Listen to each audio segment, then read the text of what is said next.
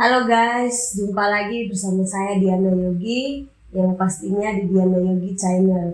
Nah, pada kesempatan hari ini saya tidak sendirian dan saya ditemani oleh salah satu cowok yang pastinya manis, ganteng, kakak saya yang bernama biasanya saya memanggil kakak ini Kakak Jo. Ya, Kakak Joy, Kakak Joy. Jadi kak bisa perkenalkan nama lengkapnya? Oke, baik. Terima kasih. Ya, Nama saya Joni Ricardo Kocu. ya, Ya, dipanggil biasa Jo dan sebenarnya ada nama panggilan beberapa ya. seperti itu.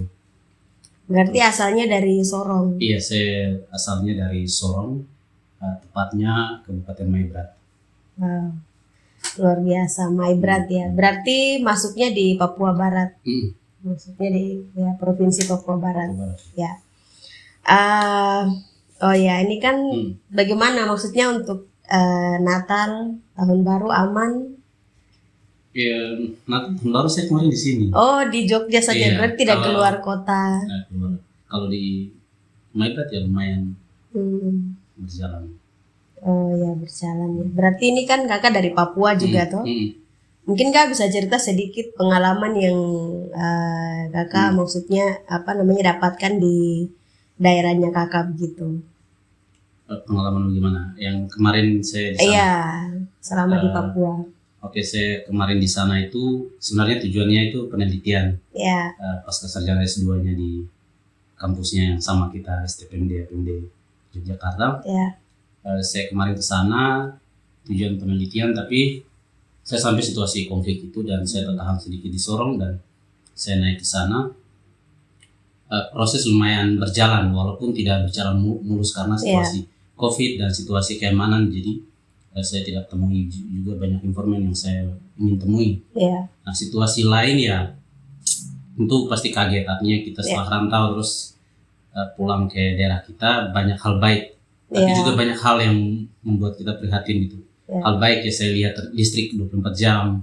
Betul. Terus hal-hal lain, transportasi, internet masuk di desa, kampung-kampung.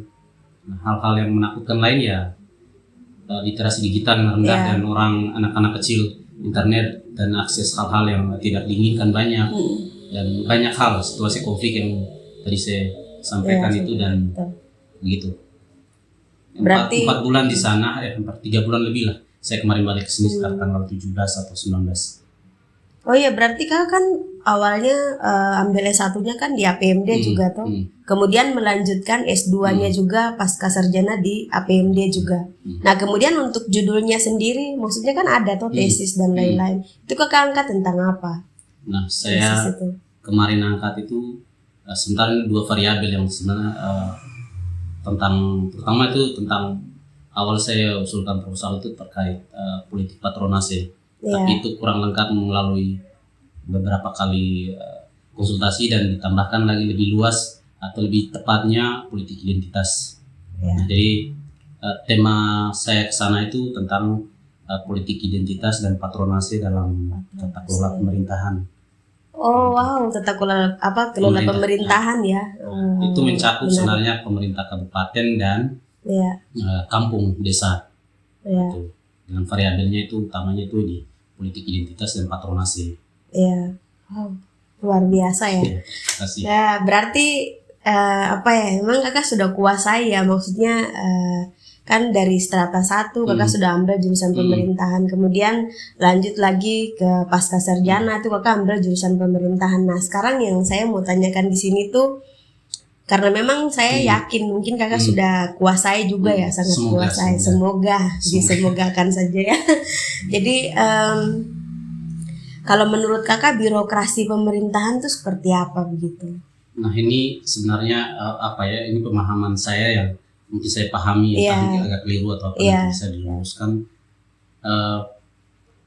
Birokrasi pemerintahan sebenarnya ini posisi yang birokrasi itu lebih banyak ke administrasi publik. Dan itu sebenarnya bukan ranahnya banyak di pemerintahan.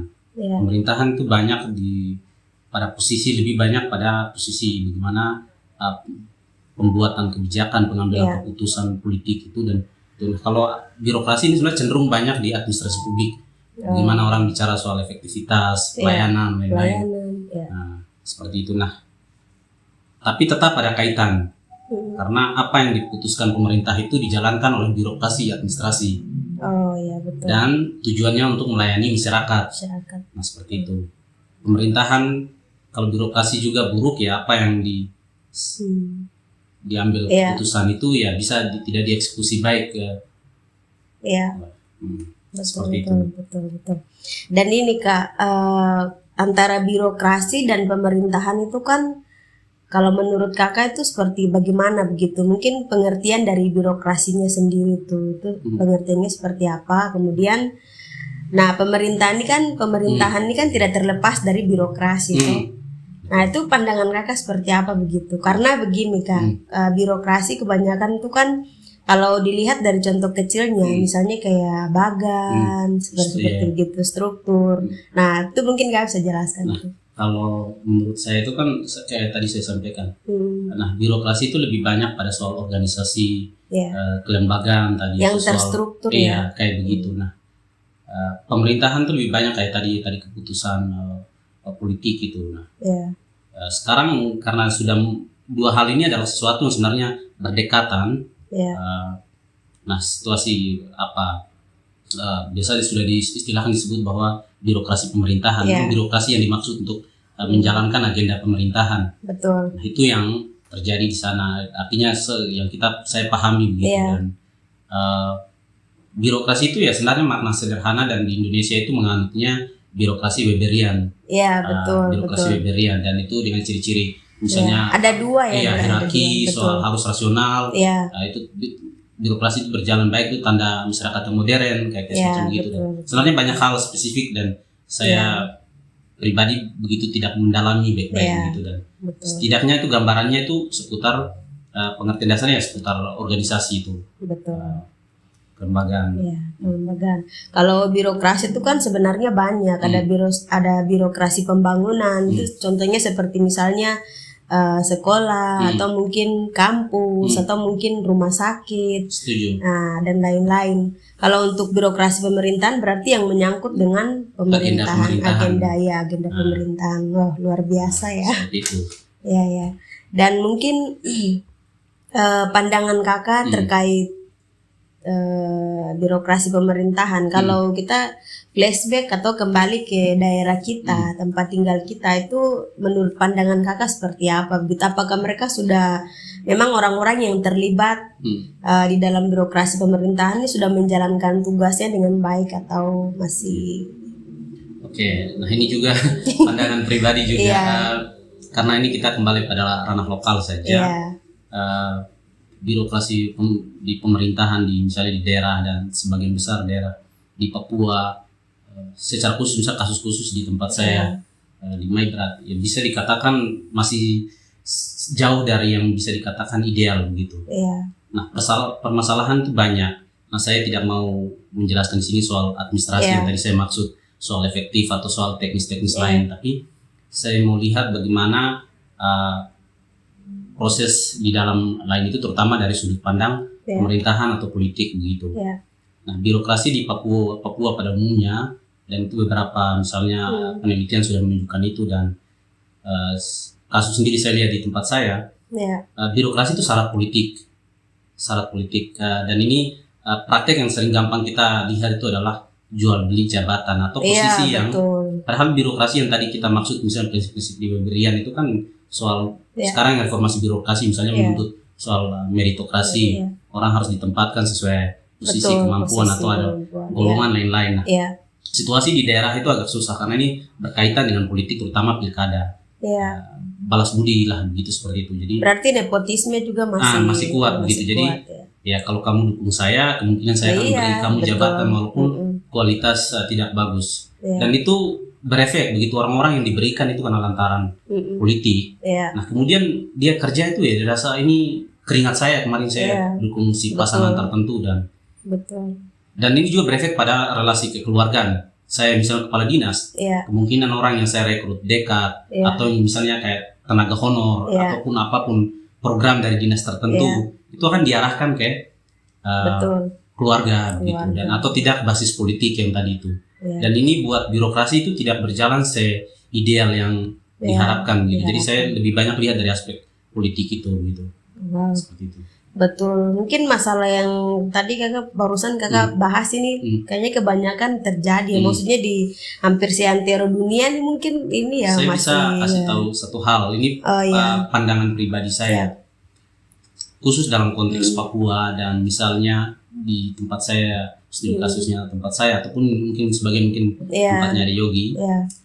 Ini masalah tidak terlepas dari budaya setempat. Jadi nilai-nilai modern yang dibawa, prinsip-prinsip yang tadi ini kan nilai-nilai yang dibawa dari luar. Betul. Nah begitu bawa masuk dalam, contoh begini, mungkin kasus ini sama di tempatnya di saya gitu. Saya jadi kepala dinas atau jadi orang posisi, tanggung jawab moral saya adalah keluarga saya harus saya selamatkan. Itu prinsip hidup gitu. Kalau Anda tidak bantu keluarga Anda, itu petaka besar dan Anda akan dikucilkan gitu.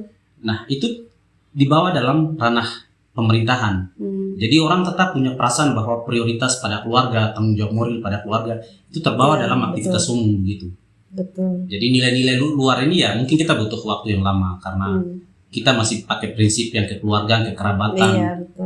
Itu masih dibawa dalam praktek nepotisme lah istilahnya itu ya. Seperti itu. Wow. Berarti iya betul. Dan mungkin di daerahnya saya juga ya hampir seantero inilah Papua ya, dunia lah istilahnya. Nah, untuk mungkin kalau kasus yang banyak terjadi tuh ya korupsi itu bilang KKN itu. Nah, korupsi, kolusi dan nepotisme itu mungkin. Kalau kita berbicara mengenai yang tadi birokrasi pemerintahan itu kan kasusnya mungkin yang terbanyak itu ya itu tadi KKN itu. Makanya kalau di Amerika itu mereka ada 4 bagian untuk birokrasinya itu. Jadi dari ke-4 poin itu tuh mempunyai bagiannya masing-masing. Mungkin kalau di Indonesia contohnya tuh misalnya presiden, ada presiden, ada wakil presiden, kemudian ada menteri-menteri. Nah kalau di Amerika itu kan selain menteri-menteri di dalamnya tuh ada misalnya saya lupa lagi. Senator bukan? Bukan namanya itu. Nah pokoknya ada nanti sebentar kalau saya ingat nanti sampaikan. Nah itu jadi bagusnya di situ begitu. Kalau kita kan matinya langsung di menteri, jadi menteri yang misalnya menteri pendidikan, jadi nanti dia yang langsung turun tangan, atau mungkin menteri kesehatan, jadi nanti dia yang langsung turun tangan, jadi tidak ada yang membantu begitu di belakangnya. Nah itu terus dan kemudian tadi kakak kan udah sampaikan birokrasi kan ada 2 tadi, yang satu tadi Weberian dan ada satu lagi itu mungkin kakak bisa menjelaskan sedikit begitu terkait birokrasi apa yang sebenarnya negara ini gunakan begitu. Nah, yang tadi secara umum yang tadi, artinya kita secara umum kan orang misalnya yang kayak di reformasi birokrasi yang diharapkan itu sebenarnya itu lebih banyak cenderung mengikuti cara berpikirnya Max Weber.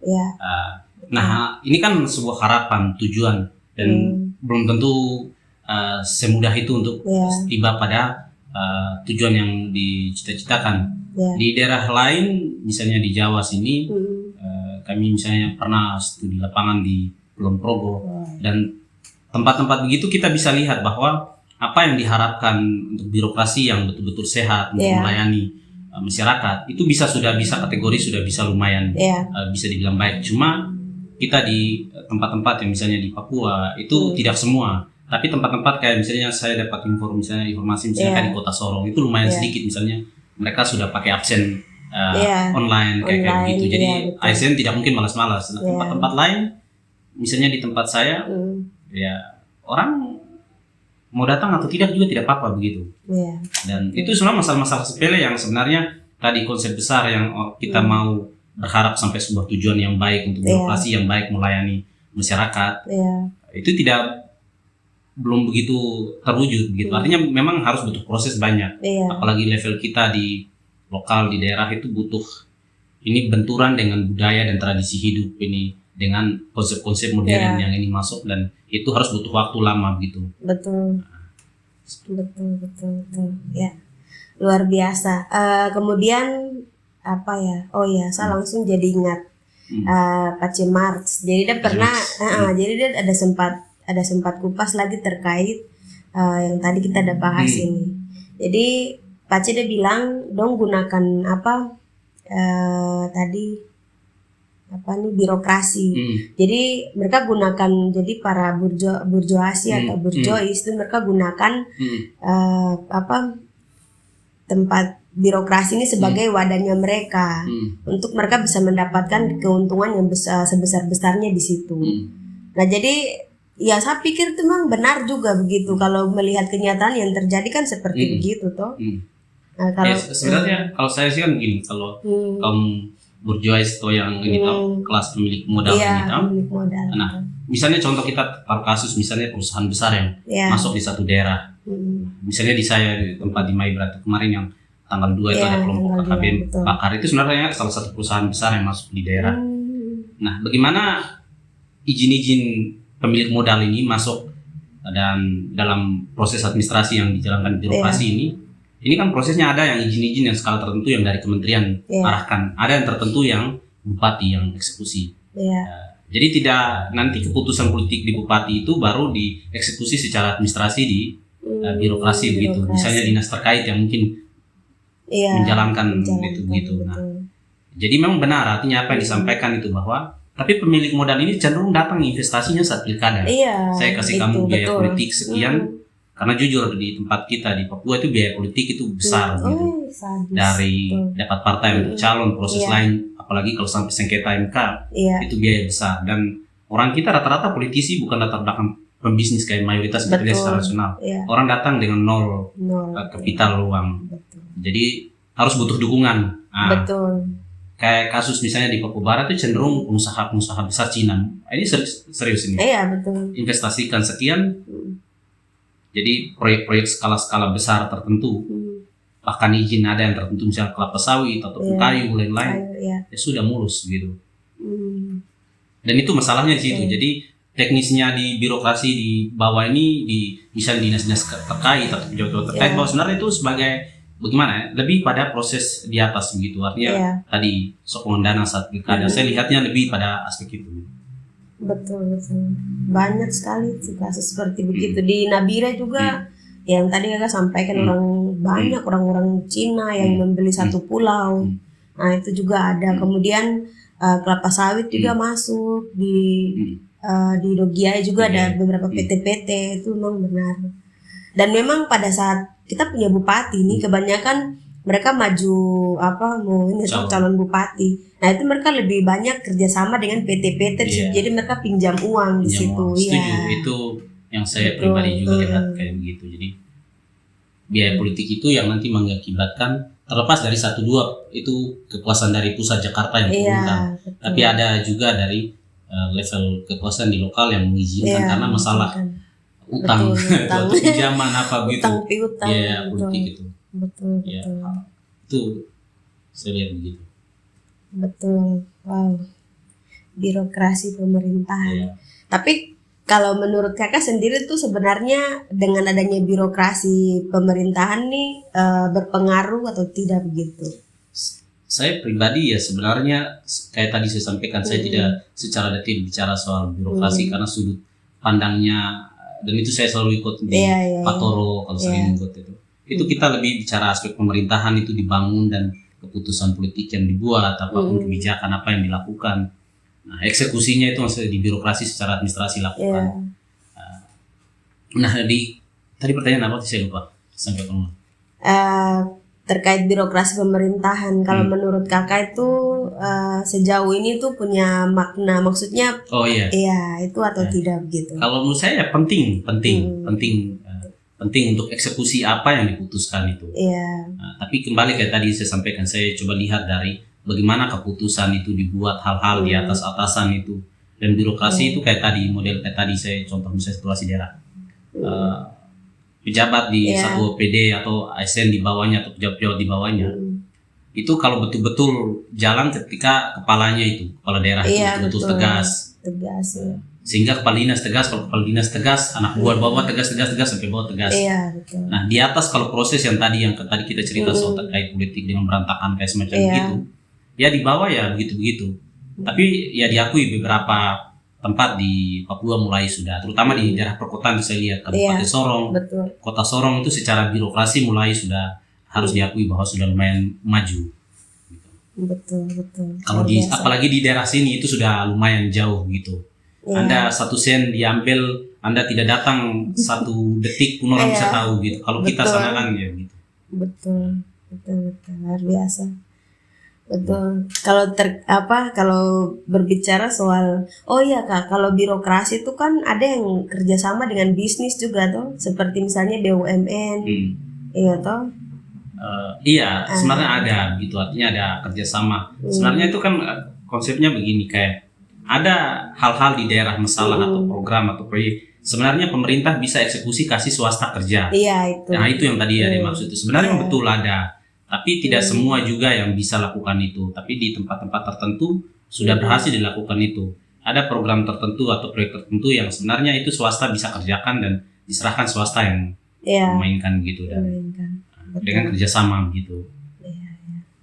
Dan itu sebenarnya mengurangi beban di birokrasi. Birokrasi. Kalau itu pun pemerintah yang cerdas, oke, kita punya masalah ini, kita punya hal ini, bisa swasta ini eksekusi ini, Iya. atau bidang kita kerjasama dengan ini untuk ini, dan itu mengurangi beban gitu. Tapi kalau Betul. tidak ada pemimpin yang berpikir Betul. kayak begitu, melihat itu ya semua beban tetap Iya, tertumpuk. tertumpuk. Iya, betul. Betul sekali. Iya, betul. Birokrasi. Oh ya, kalau misalnya kayak lembaga-lembaga itu seperti tadi LBH atau mungkin KPK itu kan dia memang masuk di birokrasi juga, tapi mungkin dia independen. Iya tuh kalau menurut, iya tuh. Nah, model itu ya itu sama, misalnya contoh misalnya KPK atau BPK biasa dari Iya, pusat. BPK. Contoh kayak kita di daerah, Iya. mereka sampai di daerah untuk misalnya audit misalnya keuangan Iya. atau pembangunan dan lain-lain, itu cenderung mereka harus lewat inspektorat. Iya. Nah ini satu pintu masuk yang penting gitu di daerah, dan kita juga kadang bingung gitu. Saya tidak tahu mungkin sudah sama Iya. hal itu. Sebenarnya kita itu jujur kita di daerah itu banyak korupsi juga, tapi jarang dengar orang dari Jakarta sadis, tiba betul. tangkap kita punya orang-orang pejabat betul. gitu. Nah, ini ya tertahu ini masih duga-duga. Entah betul mereka betul. cek sampai Iya, di iya. daerah atau sampai di daerah terus diam saya terus pulang gitu. Betul. Atau daerah ya mereka ya salah laporan apa kami baik-baik saja gitu. Baik-baik saja. Betul. Nah, Betul. jadi ya memang mereka itu sudah bagian independen yang untuk mengawasi proses tata kelola pemerintahan itu. Iya, termasuk LBH juga Ya. tuh, KPU. Nah, saya kurang tahu sih misalnya kayak LBH posisinya mereka. Iya. Kayak mereka ini kayak lebih banyak di luar gitu, Iya, tidak terlalu betul. bagian yang dekat terhubung gitu. Kalau misalnya kayak tadi saya sampaikan soal BPK, Iya, terus, BPK, KPK. KPK itu mah sudah undang-undangnya sudah mengatur bahwa mereka punya bagian untuk ikut cek kerja pemerintah hal-hal yang berkaitan dengan KPU. pemerintah. Kalau KPU ya bagiannya untuk menyelenggarakan pemilu gitu. Pemilu. Ya. Tapi kan mereka independen. gitu. Luar biasa. Iya. Diskusi yang menyenangkan ya. Iya. Ya. Tadi tuh departemen. Jadi saya baru ingat yang tadi poin-poin tadi itu ada 4 poin. Yang poin pertama itu yang tadi terkait dengan independen itu, birokrasi yang independen itu kan contohnya seperti yang tadi KPU dan lain-lain. Nah terus yang birokrasi kerjasama dengan bukan kerjasama, bagian dari bisnis. Iya. Nah itu juga masuk di poin kedua. Kalau poin ketiga ini yang nanti ada beberapa orang nanti yang ditunjuk langsung dari presiden itu kan ada juga Di daerah mana? di Indonesia pada umumnya itu. Kalau biasa kan relasi dari pusat ke daerah itu kan terlepas dari relasi yang umum itu kan yang misalnya pemerintah daerah, Iya. daerah kabupaten, terus kota, terus provinsi, hubungan dengan ini. Biasa di sektoral itu kementerian biasa ada punya organisasi vertikal, jadi kantor-kantor kementerian atau orang kementerian itu sering ada di daerah juga begitu.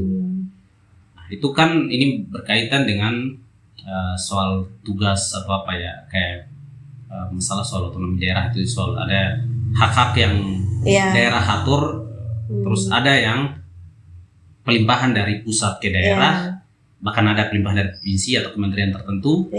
Terus ada yang memang urusan pusat. Kalau urusan pusat itu kan pemerintah daerah tidak bisa urus, itu kan masalah hubungan luar negeri, kebijakan fiskal, masalah keamanan militer, itu pemerintah daerah tidak bisa urus urusan itu gitu.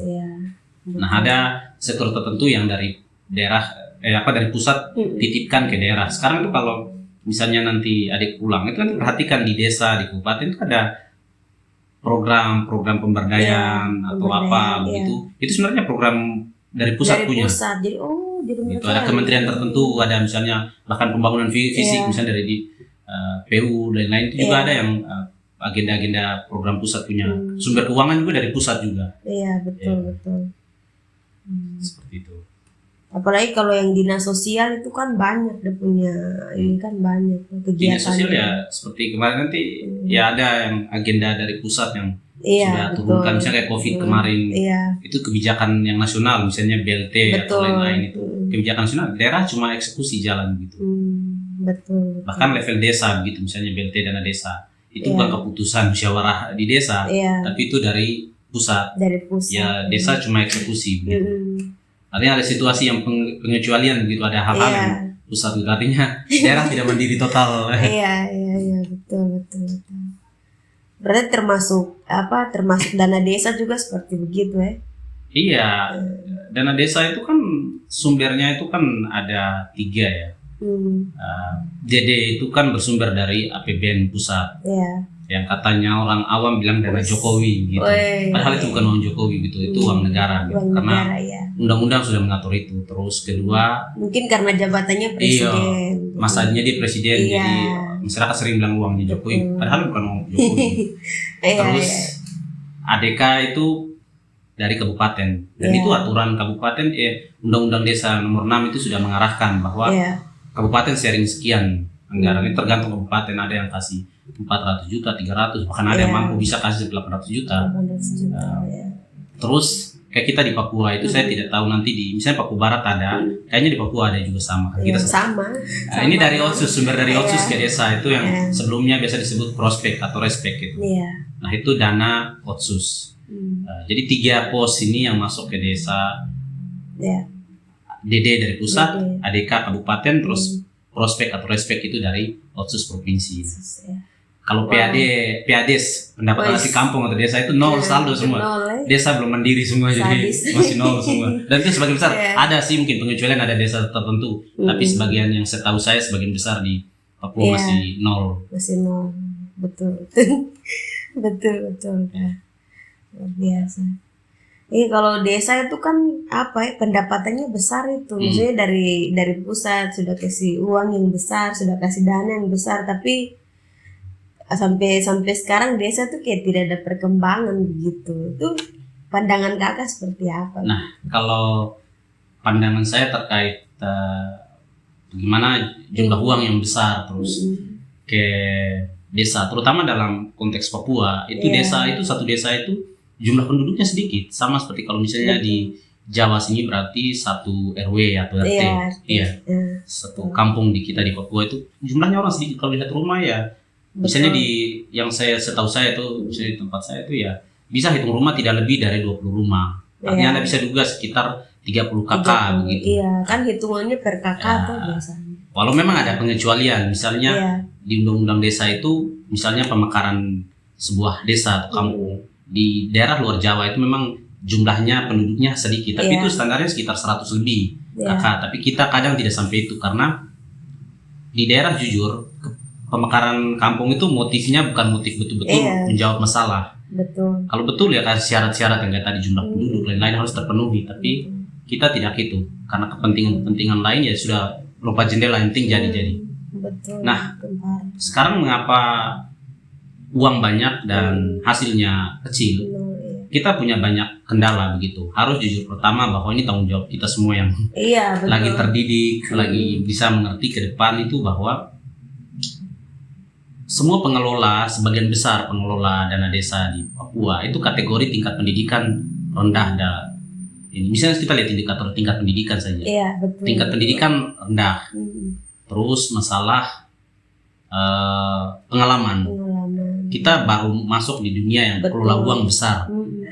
Terus berikut lagi lemahnya penguatan kapasitas Iya. aparat desa ke kampung itu, Iya. baik dari desa yang melakukan maupun distrik maupun pemerintah kabupaten melalui Iya. dinas-dinas terkait, pelatihan, sosialisasi, Iya. studi banding atau apa, dan itu lemah. Jadi ya orang dikasih uang banyak tapi orang tidak mengerti untuk kelola uang itu mau bagaimana begitu. Betul, sepakat. Jadi yang gampang kita lihat berhasil dari dana desa adalah pembangunan fisik. Iya.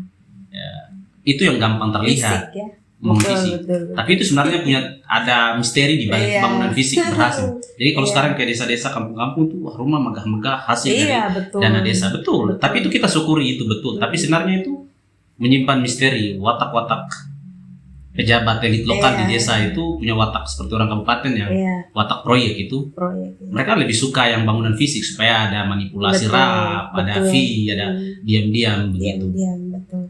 Terus orang juga kita masih fokus di pembangunanisme itu bangun fisik dan kita lupa pemberdayaan, Iya. penguatan Penguatan. masyarakat, lain-lain begitu. Dan ya bangunan fisik bagus, tapi orang lain-lain belum berdaya secara Betul. ekonomi, secara sosial, kesadaran politik di desa lain-lain masih rendah gitu. Tapi itu memang kita kendala banyak dan Iya. kita masih terhambat dan itu tanggung Betul, jawab untuk ke betul. depan gitu. Betul. Terus yang kedua, ini saya tambahkan lagi. Iya, ya. tidak apa-apa. Semua kekacauan dan kegagalan di desa tidak 100% karena orang-orang di desa. Saya ambil kasus Iya. khusus misalnya di tempat saya, Mm.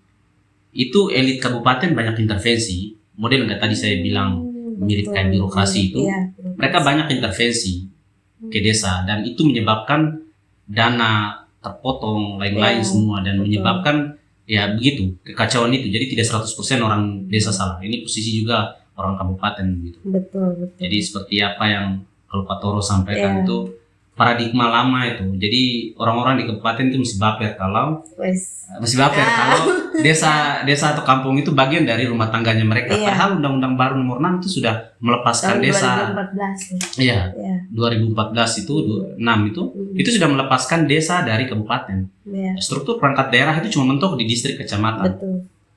Dengan desa itu sebagai mitra begitu. Betul. Jadi anggap bahwa rumah tangga dua ini. Kita iya, tidak bisa betul. atur orang Tidak putar bisa. kopi di rumah sebelah begitu. Betul. Ada hal-hal tertentu yang kita atur sebagai. Nah, saya lihat di tempat saya dan mungkin sebagian yang saya lihat di Papua itu masih baper dengan paradigma lama bahwa Iya. kabupaten kami ini punya hak untuk atau kalian Iya, di atau atau betul. kalian begitu. Betul. Dan kesadaran di desa yang tadi saya bilang baik aparat perangkat desa itu maupun masyarakat Iya, masih belum sadar bahwa kami ini sebenarnya sudah punya otonomi sendiri, kami ini sudah Iya. mandiri, kami harus punya hak dan itu kelemahan dua ini dan menyebabkan kabupaten menjadikan iya. kampung sebagai objeknya mereka, kepentingan mereka. Betul. Dan itu semua itu menyebabkan gimana uang yang besar gagal hanya padahal cuma orang yang hitung dengan jari kaki dan jari tangan. Iya. Iya, Seperti itu, betul. Dan banyak kasus juga yang ketika uang itu sudah masuk toh, misalnya ke kepala desa kah dan lain-lain itu. Nah itu uangnya langsung dibagikan begitu, jadi tidak dikelola seperti yang tadi kakak ada sampaikan, misalnya buat apa atau bangun apa di desa, tapi uangnya tuh langsung dibagikan ke masyarakat. Tapi sebelum dibagikan itu tadi kakak sudah bilang dari tangan ke tangan ya dipotong berapa persen, tangan sebelah lagi ya potong berapa persen. Nah ini kita punya masalah di Papua. Saya kemarin juga perhatikan gitu dan saya rasa terpukul gitu saya perhatikan kejadian. Bagaimana begitu ada sesuatu terus ada uang lebih atau sisa kita bagi saja. Saya juga dapat, gitu. Tapi dapat dalam keadaan kecewa ya serius, dapat dalam keadaan kecewa begini. Iya.